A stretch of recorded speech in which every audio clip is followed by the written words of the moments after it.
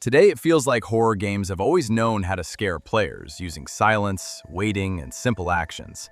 But in reality, one project completely changed how fear works in games. And that project was Five Nights at Freddy's. When the game was released in 2014, almost no one expected it to become anything more than a small indie horror title. Its creator, Scott Cawthon, made a decision that felt strange at the time. He completely removed the player's freedom of movement. You can't walk, you can't run, and you can't hide under a table or in a locker. You simply sit in a security office and watch the cameras. And that choice turned out to be revolutionary. Before FNaF, the horror genre already had successful and influential games. For example, Amnesia, The Dark Descent, showed how fear can be built around total helplessness without weapons. Outlast focused on constant chases and non-stop stress. And PT proved that a single hallway can be scarier than an entire city. But all of these games were built around player movement. You are always going somewhere. You are always physically involved in what is happening. FNaF did the opposite. It forced you to stop and wait. And this became the first major shift in horror game design. Fear is no longer created by monsters running after you. It is created by information. You look at a camera, see an empty room, switch to another one, and you start fearing not what is happening now, but what might happen in the next second. FNaF turned the interface itself into the main source of horror. Buttons, doors, lights, and the camera screen became more important than the animatronics.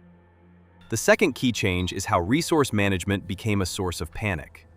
In FNaF, you are not only afraid of the characters, you are afraid of running out of power. You are afraid to open the cameras one more time. You are afraid to check the door too late. The game constantly forces you to make tiny decisions under time pressure. Many later horror games adopted this idea, building fear not through complex mechanics, but through very simple actions with strict limitations. But the most important influence of FNaF is not its gameplay. It is the way it tells its story. Before FNaF, most horror games delivered their narrative directly, through notes, dialogue, and cutscenes. FNaF took a completely different approach. Its story is almost entirely hidden inside details. Lines from phone calls, strange post-death screens, rare character appearances, and small newspaper hints do not explain the story clearly. The game never tells you the plot. It forces you to assemble it yourself. This is where a new culture of horror content truly began. FNaF became one of the first games where theories became just as important as playing the game itself. People started rewatching footage, analyzing voice lines, and searching for hidden connections between characters. Horror no longer ended after you finished the game.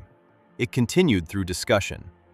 This strongly influenced how developers approached storytelling. After the success of FNaF, more and more horror games began using fragmented lore, hidden events, and intentional gaps in the narrative. Not because it was easier, but because this format creates much stronger engagement. The player stops being just a viewer and becomes an investigator. There is also an important change in how jump scares work. In traditional horror, a jump scare is usually a punishment for a mistake. You went the wrong way, reacted too slowly, or failed to escape. In FNaF, a jump scare is the result of accumulated tension. You often know that you are about to lose. You can feel the mistake approaching, but you are not always sure where you made it. This created a new type of fear, the fear of your own uncertainty. You are not afraid of the monster. You are afraid that you misread the situation. That is one of the main reasons FNaF became so widely popular. It does not require fast reactions, precise movement, or good spatial awareness. It requires attention. Anyone can understand what is happening and start playing on a logical and observational level. In the end, Five Nights at Freddy's changed the horror genre in three major ways. It proved that fear can be built around an interface rather than an environment. It showed that hidden lore can keep an audience engaged for years. And it turned players and viewers into co-authors of the story. Because without theories and discussion, this world never fully reveals itself. Today, horror games increasingly focus not on action and chases, but on waiting, analysis, and uncomfortable silence. And in many ways, that became possible because one small game about a night guard showed the industry something very simple. Sometimes, to truly scare a person, all you have to do is sit them in a chair and give them too much information.